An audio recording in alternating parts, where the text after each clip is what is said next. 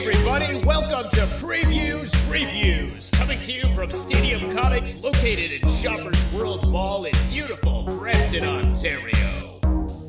Here are your hosts, Kevin Hickey and Ricky Lima. Hey everyone, and welcome to this episode of Previews Reviews, which takes a look at comic books coming into stores starting in May 2013. I'm Kevin Hickey. And I am Ricky Lima. Ricky, why don't you tell everybody out there where this fine production is coming to them from? Well, it's coming from Brampton, Ontario, Canada, the heart of the universe, the North in North Star, also the Star in North Star, and the Buster in Ghostbusters. All right, very good. Yeah, thank you. You practice that, I see. Yeah. Big month for comics, and big month for the world, because not only is Free Comic Book Day in May, but our birthdays. Right. That's are in May. right. Ricky, what is your birthday? May So everyone can send you some gifts. I got a P.O. box now. It's May 7th. May 7th. Whoa, how about It's you? not bad, but it's no May 28th. Let's be Whoa, honest. That's true. That's true. I lied. May 7th is better. All right. Not as good as May 4th, Free Comic Book Day. I lied. May 7th is actually better. I am willing to forfeit all importance of my birthday just to direct it all in May 4th's direction. Because not only is it Free Comic Book Day, it's also Star Wars Day. That's true. May the 4th be with you. So this year, we're going to be bringing it Free Comic Book Day style on May 4th to Stadium Comics. You can check out our website right now, actually, and we've got some preliminary details up about that event. So just check the link right here. We'll get started with a new publication known as Black Mask Studios and their Occupy Comics and 12 Reasons to Die. Occupy Comics brings together more than 50 comics pros to discuss and document the themes, goals, and ideals of the Occupy movement while also raising funds to support it. With a roster spanning from legends like Alan Moore and David Lloyd from V for Vendetta to rising stars like Charlie Adler from The Walking Dead to icons like Art Spiegelman from Mouse, Occupy Comics is a once-in-a-lifetime coalition of intelligent creatives using sequential art to record history as it's being made. 12 Reasons to Die is a brutal tale of gangsters, betrayal, and one vengeful soul hunting the 12 dons who conspired his murder. Created by Ghostface Killah and produced by RZA, this hard-knuckled horror-crime hybrid follows multiple timelines and multiple artists in the quest for revenge. Nice. Yeah. So I guess I want to start off with Occupy Comics. Okay. That's pretty exciting stuff. I like the kind of idea behind it. We'll see if it kind of succeeds. Yeah, it's got an interesting story behind it as well. Some of the founders of the Occupy movement did a Kickstarter to get the story published, and it made a great deal of money. So the book was ready to go and be published, and then they went looking for publishers, and they took it to some of the major and smaller press publishers and found that they wanted too big of a cut of that Kickstarter money.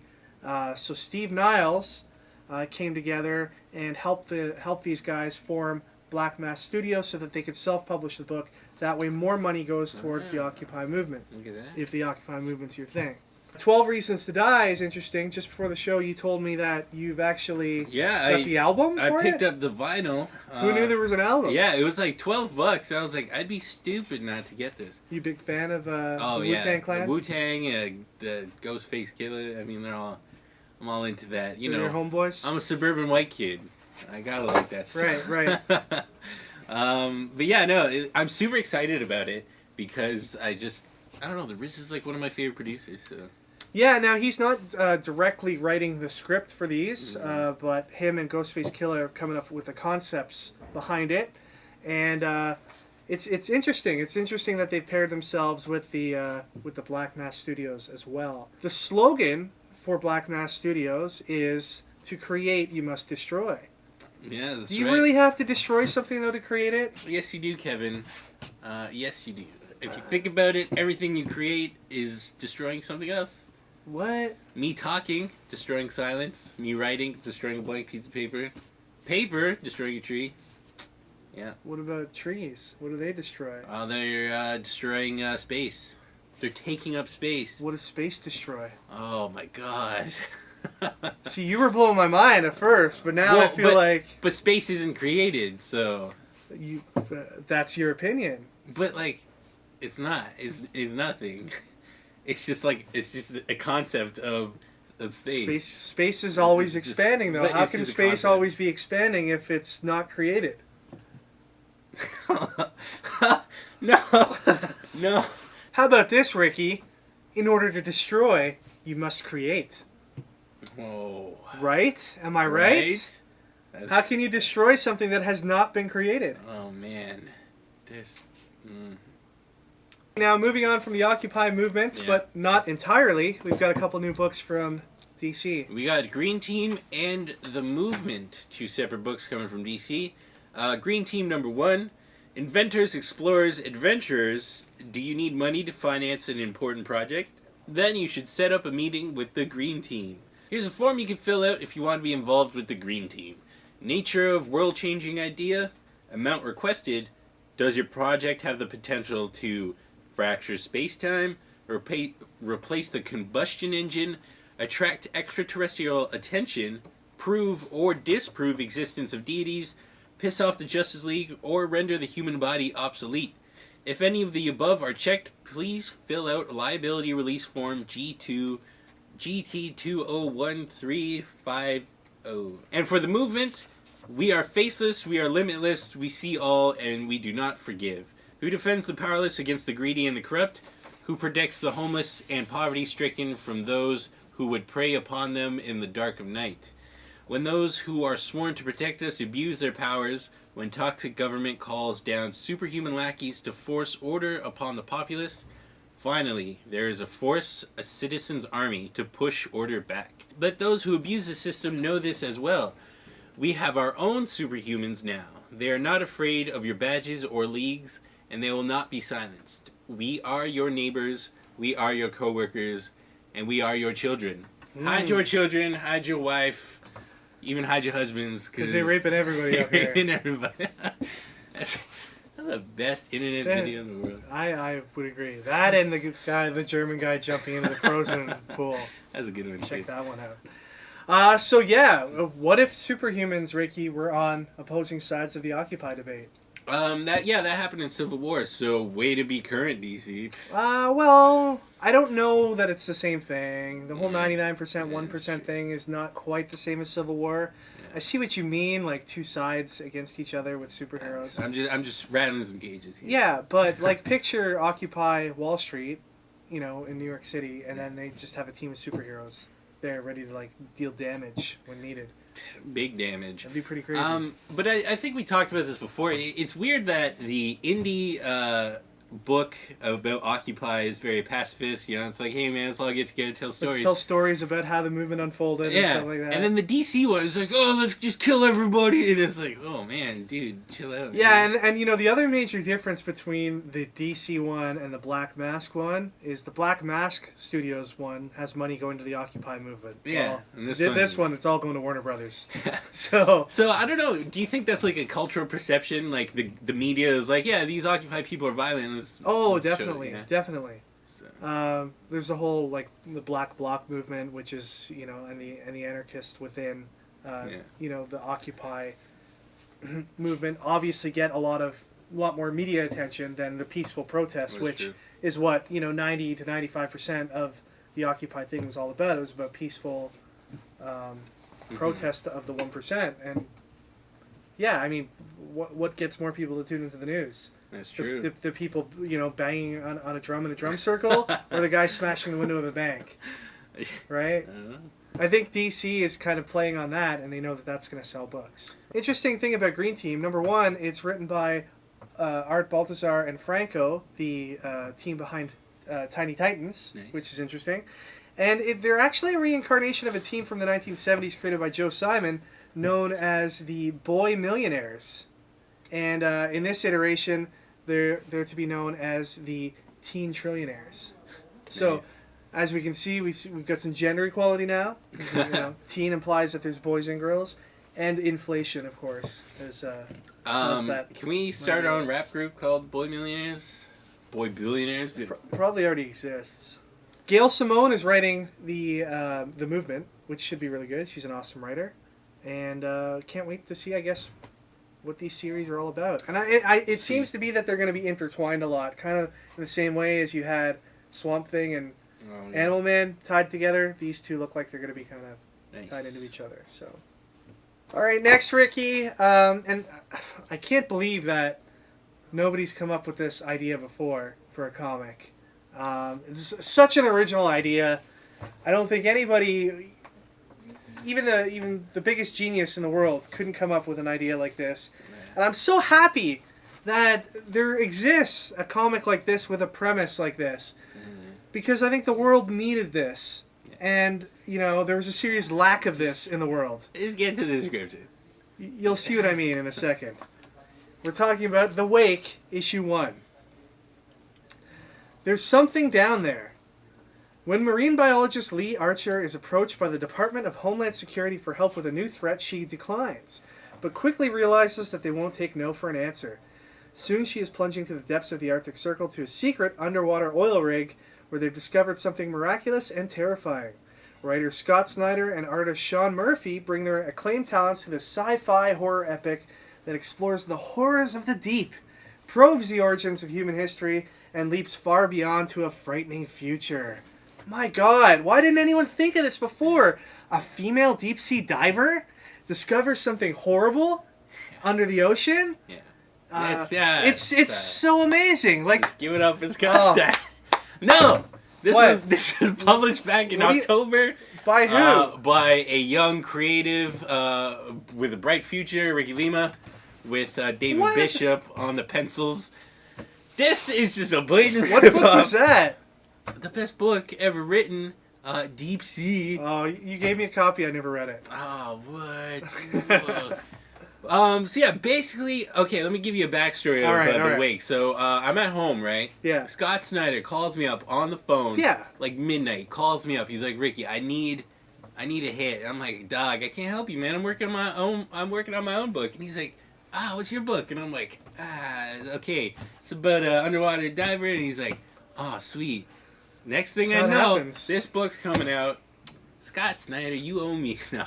This might be good, because maybe it'll bring, well, you know what we could do is we could put The Wake out on the shelf when it comes out and put some Deep Sea right beside it. That's right. Sell a combo pack. Can we do that? Maybe. Yeah.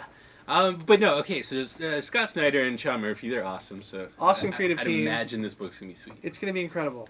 It's going to be so good. It's gonna show you a side of the sea that is deep and that has never been seen before, and that no other author or creator could show you. Is this going to be in color? Because I've only seen Sean Murphy black and white. Oh yeah, Sean Murphy's done color before. Joe the Barbarian, for instance. Oh, okay. Nice. Among other things, but yeah. The big question about this, Ricky, is not how much it's lifted from your original story, but is this the title that can bring Vertigo back from the brink? Vertigo's been on a bit of a slide lately. Mm-hmm. I've talked about this before. I think, with the popularity of Image Comics and, even books from Dark Horse that have been coming out, Hellboy in Hell and Star Wars, and even stuff from Oni Press, like Six Gun and Helheim. Yeah. Vertigo's kind of been like, we haven't really put anything out. I honestly don't think this is going to change anything. Mainly because, American Vampire came out and how much is that selling? Well, American Vampire did very well when it first came out, and I would say that came out kind of at the tail end of Vertigo's, wave of popularity, and that the stuff since then just hasn't done so well. But interesting to note that Vertigo is also bringing back the 100 Bullets universe with the Lono miniseries, which will be out a little bit later. Not Lobo, Ricky. Lono. It'll be out later in the summer. So. Well, if they're bringing that back, they must be desperate. You think so? I don't know. Maybe. Well, if they rehash old ideas, then it's like, oh man, we need something to bring people back. I guess so. It's like the Before Watchmen stuff. Yeah, but that resulted in a pretty nifty toaster for you. Yeah, so. Right? 100 Bullets toaster I take all day long. So. It burns holes in the toast. Yeah. I'll be paid. Charismagic #1. Magician Hank Medley thought he had everything figured out. After saving the world from an ancient ruinous evil with the help of a druid named Sudana and his magical talking cat Sparkles, Hank discovers the true nature of dark magic has arrived in his own realm, our world. Now the trio must attempt to put an end to the catastrophic events that will threaten to tear Earth apart under the weight of such a menace. featuring the return cast of Charismagic's favorite characters, along with several new and astonishing faces and creatures of magic. This new volume of Charismagic is a perfect jumping-on point for all. Okay, Ricky, the main reason why we mentioned this book is because it's part of Aspen Comics' 10 for 10 initiative, which is where they're offering 10 #1 titles for $1 over the course of the year. And we're going to have another Stadium Comics exclusive cover for this book. Nice. And it's going to be by Alex Milne, who also did our Megatron exclusive cover, which was awesome and did really well for us. And this cover, I've seen some previews of, some just some rough artwork for it. It looks like it's going to be amazing. Alex is going to knock it out of the park. It's going to be the best out of all the covers. It's going to be the best out of all the Charismagic covers, that's for sure. Nice. So, can't wait to see that, and I can't wait to show it to all you guys. So, be on the lookout for that. Moving on. Big book from Image Comics. We've got 10 Grand issue #1.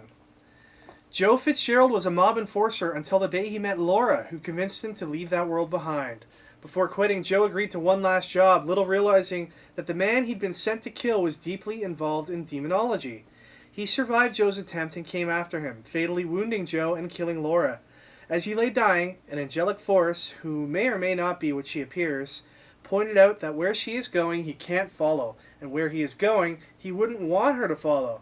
But if he will agree to work for them as a different kind of enforcer, they will bring him to life and keep on bringing him to life every time he is killed in a righteous cause. The reward for those 5 minutes of death, he will be with Laura again. Would you endure an eternity of pain and death, dying over and over to be with the woman you love for just 5 minutes each time you died? Most people might say no, but Joe Fitzgerald isn't most people. I would say no as well. Really? Yeah. Well, Ricky, I think that's because you haven't found that important person in your life. I can't fathom the idea of loving someone that much that I would do that. That's crazy. They would probably not want you to do that to yourself either. Right? Right? So. That would be very selfish. Yeah. So, is this pretty much like Spawn for 2013? No, man, this is by JMS, dude. J. Michael Straczynski making his return to Image Comics under his Joe's Comics imprint. This is the... Wait, Joe as in J. Wow. Oh, Yeah, so Joe's he's got Comics. his own, imprint? Yeah, well, Robert Kirkman has Skybound. It's That's not true. called That's Robert's true. Comics, but it's... I think J. Michael Straczynski could have came up with, Dude, Homeboy wrote Babylon 5. Don't question his creativity. I'm just saying, Come Joe's on. Comics it's a little domestic. Anyways.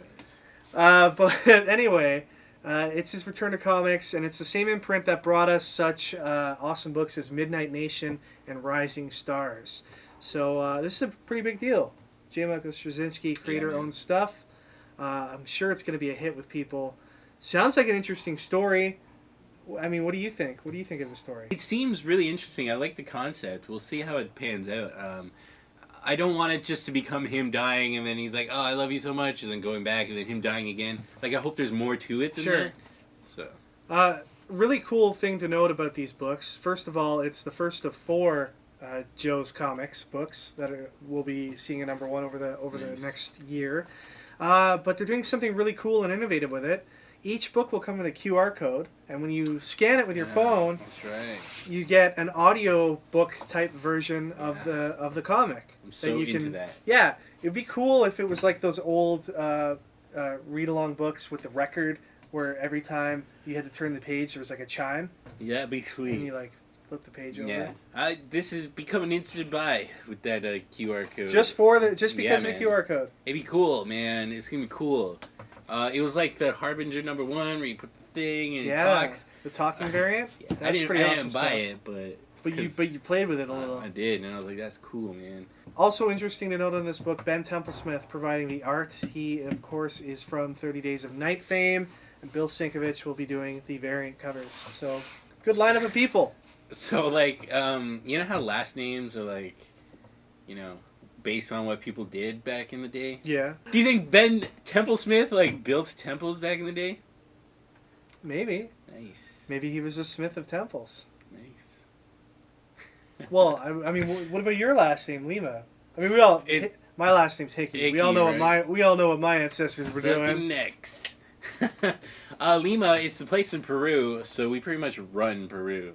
You know what I mean? Okay, cool. So we can like go there and just. Yeah, man. You want to go to Peru? Yeah. I got a castle. You got one of those like a pass. That's right. The pass. You just Royalty go there and pass, and they're like, woo, woo.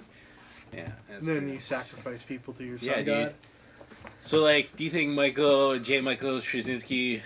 He strazzed Zinskis when he was. Yeah, man. You know, back in their day, they strazzed a lot of Zinskis. If you know what I'm saying. The Bounce, #1. First issue spectacular, written by Joe Casey with art by David Messina. Meet the ultimate slacker superhero for the 21st century. Jasper Jenkins is a superhead and a superhero. He's relatable and reliable, and he's embarking on the adventure of a lifetime. The sensational debut of the new feel-good hero of the decade. You can't afford to miss it. Interesting that they're making a superhero in a new book. Well, we know that your opinions on new superheroes, Ricky, you claim that there's no way for them to work. It's tough to make a good new superhero. Right. Invincible's the last one, in my opinion. But Okay. But I'm even sure others Invincible- would disagree with you, but yeah, you don't even think Invincible's a big deal? no. Yeah, tell that to Michael Jameson. Oh, Look Michael Jameson in the eye Oh, and tell no. him Invincible is not a good... No, he's good. I just haven't Character. read it. I don't know. I haven't read it. So. One of the things Joe Casey's trying to do here is he's saying that superheroes in the modern era that have been created are garbage. He's agreeing with you, and he's saying none of the superheroes created in the last few decades have captured the essence of that first 2 years of the Amazing Spider-Man run. Those first 2 years Spider-Man was out. He says nothing's been able to capture that, and he has apparently decoded the formula, and he's studied and he knows how to encapsulate the feeling of those first 2 years and inject them into this character Bounce. What do you think of that? That's a really big claim for a character named Bounce. Well- So we'll see. Well, here's what he says. Here's what Joe Casey says. On the creative side of things, a big part of the series actually sprang from my feelings about Spider-Man and how the energy of the first 2 years of that series, the way the character initially hit, has never been tapped into in quite the same way by anyone. And even now, when you go back to read those first 38 issues from the 60s, the uniqueness of it still shines through. Even Marvel hasn't been able to repeat the kind of success that Spider-Man has enjoyed, and I'm not talking about sales success, I'm talking more conceptually. How many new characters have come out of Marvel that were hyped as the new Spider-Man for a new generation? But they never really stick, do they? At best, they become something else. At worst, they just fade away into oblivion. This guy seems to be on the same page with you, Ricky. Well, yeah, but instead of not making superheroes, he's making superheroes. Well, maybe give him the benefit of the doubt and Yeah. and you know, expect that he's going to come up with something fresh and new and Hopefully, something man. that hasn't been seen in a while. Hopefully. But like the Bounce, Right. it's an interesting name, so we'll see. Definitely, Yeah. Well, Sex was an interesting name for a book, and that was also by Joe Casey. that's true. And Yeah. he's riding on a wave of success right now because of that book. That had a superhero in it. The main character is a superhero. Right. We So- don't know enough. We don't know a lot about him yet, though. Nah, he's But- pretty much Iron Man. Is that the impression you got? Yeah. He's like an Iron Man guy. Bounce is going to be heavily influenced by Spider-Man, of course, and by Joe Casey's work on the Ultimate Spider-Man animated series. Nice. With the exception that with this superhero, he's kind of like modernized this, idea of the teenage superhero, and he's made him a recreational drug user. guess. That's something Spider-Man in the '60s would never be caught doing. Well, you don't know. But yeah, like I guess that's important. I don't know. It's I don't think that's a big deal. So is he gonna have his own line of like bongs, the bounce bongs? And it's like, Maybe. whoa. Watch his bounce goes 420 crazy. Like, I never get the 420 thing. Like, how did 420 become a thing? I don't know. There's all man. these different I don't know. theories. Like, yeah, man, this one time this guy he rolled this like fat spliff and he would smoke it every day at 420. Or like 420 is April 20th and it was the day that they discovered THC, Yeah. man. Or it's like Hitler's birthday or something. Oh, that too. They said that's like the code cops use to talk about me. None of it is true. I don't think. All right, Ricky. Well, moving on from Image Comics, we move over to the world of Marvel and their Icon imprint for Kick-Ass 3, number 1. Kick-Ass and Hit Girl's blockbuster return for the last ever story arc of Mark Millar and John Romita Jr.'s mega-selling series. Hit Girl's in jail, leaving Kick-Ass to lead the superhero team of Justice Forever. Their first mission, bust Hit Girl out of the clink. But superheroes have now been outlawed, leaving Kick-Ass to dodge both cops and criminals. For the first time since donning the costume, Kick-Ass is beginning to have his doubts. Is he now in too deep to get out? The phenomenal follow-up to the Kick-Ass 2 movie coming this June, issue 1 features 6 different covers by the industry's biggest artists, all available for order. Each cover will feature a different character, and when all 6 covers are linked, a special message will be revealed. And the covers that we're talking about there are by Cully Hamner, Adam Kubert, Mark Silvestri, Pascal Ferry, Adam Hughes, and of course, John Romita Jr. So this book looks good. I mean, Kick-Ass, the books I've been really into. Right. Did you see the trailer for Kick-Ass? I did see the trailer, and I thought it was pretty good, but you know what was a little weird for me? First time around, Hit Girl swearing and being a badass and stuff was funny because she's a little girl. Now, like, she's grown. Yeah. She's like 15 years old now, and I think she's like probably 18 or 19 in real life. It's not as funny. And it's like, okay, now she's a teenager swearing, and it's not like funny. Like, I don't like. It's not as funny to hear a teenage girl say the C word as it is to like a 10-year-old girl. And like Kick-Ass, like he's so jacked now. I'm like, why is he so jacked? Yeah, that should have been in his contract that he shouldn't get jacked. But it was so weird. Like he's just like, and I'm like, whoa, do you chill out? Yeah. But Jim Carrey looks awesome. Jim Carrey, he's Stars and Stripes, great character in the book. He looks exactly like in the book. It's and Christopher Mintz-Plasse, he's coming back in his role. He's got a new name though now. His no longer the Red Mist. Check out the Red Band trailer to see what his name is. Now you read Kick-Ass 2, the graphic novel. Mm-hmm. It's a pretty good story. I liked it. Yeah. It's pretty brutal though. Yeah, I mean, very. As Mark Millar, but. Very. If the book is any indication, the movie will be just as brutal. I can't see the movie doing some of the stuff that they did in the book. Right. Like, I'd be like, whoa. Stranger things have happened, Ricky. Do you think that the movie will have the same success as the first movie did? I think originally I thought yes, but now after seeing the trailer, I don't think so. But at the same time, I know a lot of people are looking for the sequel, and we get people coming in looking for new Kick-Ass books all the time. And I'm sure Kick-Ass 3 will be a hit when it comes out. I'm sure it will take many years for his, the 6 or 7 issues that are in the series to come out as well. Now, Mark Millar has said that they are in talks to do a Kick-Ass 3 movie as well. So providing Kick-Ass 2 does well at the box office, you will see Kick-Ass 3. All right, a few honorable mentions to talk about today. First is Adventures of Superman #1. A lot of controversy around this book and the hiring of Orson Scott Card as a writer for the book. Don't even know right now at this stage if this book is going to come out as scheduled in May because Chris Sprouse, who was the assigned artist on the book, has now walked away from the title based a little bit on Orson Scott Card's history. That takes some cajones. Yeah, I mean, freelance comic creators, they're not, the majority of them aren't making tons of money, and every piece of work they get, they should take. Yeah, that's right. And to walk away from a job on a Superman book, nonetheless, does take a lot of guts. But I mean, Orson Scott Card is crazy. Yeah, I wasn't aware of how crazy he actually was until this controversy happened. And the crazy thing about it all is, Ender's Game is I've never read it, but I hear from people it's a great book. Good. It's so good. And it's being made into a movie this year. It's so weird that, like, the book's all about empathy and, like, feeling for other people and, like, putting yourself in their shoes. As long as they like the opposite sex. And then Orson Scott Card's like, it's like, how does that happen? How do you do that? Apparently, he gives money to causes that fight against same-sex equality and stuff. So this man is insane. But I'm a big proponent of separating authors from their work. So, I mean, if this happens, I'd read it. But I don't know. I don't know if it'd be good or not. We'll see. The other book I want to mention that's coming out, Ricky, is... Yeah, what's this other book?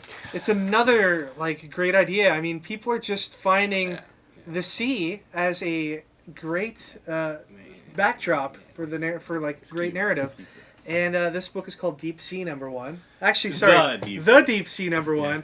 And I just think it's an original title that nobody's ever put with a book before. And I'm glad to see it solicited in the pages of Diamond. Comic stores all over the world will be able to order The Deep Sea #1. I only got one thing. What the guys? This is can't do this. I'm gonna release Deep Sea, and hopefully it'll piggyback off of the success of all these rip-off books. Well, you know what? Your next, you know what your next book should be called? Uncanny X-Men. What? But the Uncanny X-Men. Okay. So I don't think is the in the book? No, it's just called Uncanny X-Men. If you throw the in front of it, you're fine. Isn't it true you have die Bart die on your chest? No, it's the Bart. The. Oh. No German man can be evil. Oh, Simpsons. All right, everybody, that is it for this episode. Please stay tuned for our next installment, which will take a look at toys, collectibles, statues, action figures, and all kinds of other cool things coming into stores starting in May 2013.